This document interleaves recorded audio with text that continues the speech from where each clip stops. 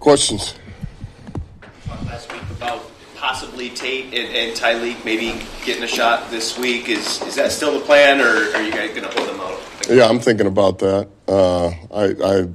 I would like to get them going this game, but I'm not 100% set on that yet. How does that process work, Dan? How do you, just in terms of time frame for you, how do you decide what you're doing for, which guys you're playing, which rotations you're playing for a preseason game? I think that's kind of last night we talked about it a little bit, and you have an idea. And really today, whoever's playing is not going to get enough reps to really – they'll have plenty of juice to play in this game at Atlanta, so you can kind of play anybody you need to, Tate, do you play the rest of the offensive line or other guys that he plays by just for him? Is there some value for him to play with the guys that he'd be starting next to him? Yeah, I'm going to tell Decker, hey, we're playing Tate, so I need you in there, Decker. No. One other offensive line, I was talking to Christian Hagen about this a little bit the other day, just sort of the standard that he's walking into on the offensive line, as good as you guys have been up front the last couple of years. For you, what do you envision the offensive line looking like? What does that standard mean, and how does he sort of fit into that role for that guy? Well, look, I think that, our old line's got to be able to move the line of scrimmage. You got to move the line of scrimmage, and we got to be able to anchor in the middle. That's what we've done a good job of here. We're able to run multiple schemes. We ask a lot of those guys, But with that, we also know, look, I got to keep telling myself too. Mahogany, for example, he's a young player. He didn't go through preseason last year. He got 2 games. That's good, but it's not like he's going on year 5. So. He's a young player that just needs reps, and with every rep he gets better and better and better. And there's also going to be some things that happen. There's growing pains that comes with that. So more reps we can get, and we reach those standards, the better off we're going to be. It all starts with the front for us. Everything does. And in terms of the traits, the tenacity, the mindset, the finish. Yeah, he's got all that. He's got every bit of that. He's like most young players. He just needs experience, and that comes with time and reps over and over and over. But he's improving. I recognize this question might be starting from a false premise, but it does feel like your defense is ahead of your offense all camp, at least the first units.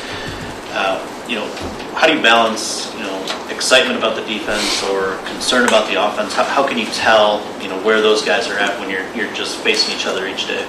Yeah, it's a good barometer to try to, figure out exactly where you're at. And I think you take it for what it is, man. I do believe our defense is we're playing pretty good right now. We're practicing well. We're running pretty efficient. Shep's doing a nice job over there. We've got, we're pretty versatile in coverage and pressure. We got the front to handle the run right now, and then we're pretty sticky on the back end. That's a good combination. We can crush the pocket. That's versus our offense. So I do see that. Now, there's things we got to improve over there too. We got some things that pop up every day. So I think they're a handful right now. And then offensively, certainly we want to be clicking a little bit better. But I also know we're like this far away. Like every practice you come out, it was even the other day. It's like, man, we hold up a half second longer, and this is a 30-yard touchdown. Bad footwork on one play, Gibby spits out of there. Instead of 5, we're about to get 60 for a touchdown, So we're literally that close, and it's just and that's how it works with the offense, especially early. It's one guy here, one guy here, one guy here, and it's just the little minute details. So, and that's all. They're all correctable. That's what's awesome. So we're growing. We're getting better. I love the fact that we're being challenged on both sides. We really are. I feel like we're challenging each other. Yeah, 3 years ago, Dan Hamilton was still on your roster. What have you seen from him since he joined your staff that makes you think he has a future in this league? Yeah, he's done an unbelievable job. One of the reasons we got him into coach and asked him to stay was he was such a smart player, man. He was such a headsy player. He was a high-level thinker as a player, so to be able to, And look, he wasn't the most gifted. And when you're not the most gifted, then you have to do every little thing right. You have to know every little detail. And you probably know how to coach every little detail too. So that was him. And he's a stickler for the details. He expects a lot out of those guys. He wants them to play downhill and aggressive. He's a hard worker. And he's grown a ton under Shep in that room in AG. So he's going to do a great job for us. One more follow-up on the offense versus defense thing. How much of that is, I know standard, but just a trickle down of Decker being out, or maybe even down to your third on the offensive tackle position?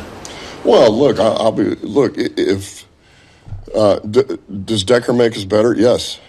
I mean, yes, he's a good player. But it's also, as with any of that stuff, you still got to be able to move the ball if you don't have one of those guys or two of them or three of them or whatever the case may be. And so you tinker with some stuff. You try to make it work. You keep a few more guys in on protection than maybe you ordinarily would. But that's part of the task of moving the football against your defense in practice, And it's not a full-scale game plan against yourself. You're trying to get some of your plays going, run some of your stuff, but yet if you can't block Hutch and he's going to blow every practice up, then that's not good either. So, but listen, we're good. It's all part of the process of working through it and letting guys grow and get reps.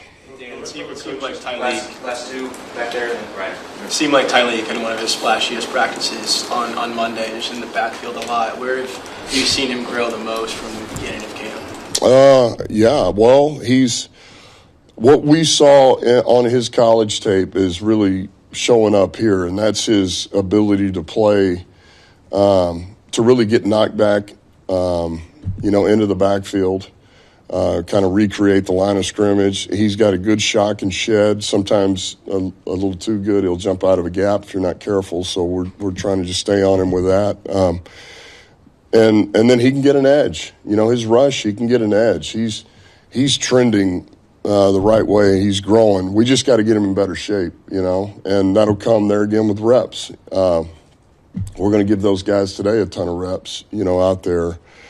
We're going to work, a 2-minute drill. That'll be good for everybody, really. They all need it. So, from a coach's perspective, what is it like to work with a roster where it is so set, really at the top of, the depth chart, essentially? I mean, first thing, there's not as many question marks. Even the kicking situation's totally resolved. I mean, what is that like when you go into a camp where, things really aren't that hazy at the top of the depth chart? I would answer it like this.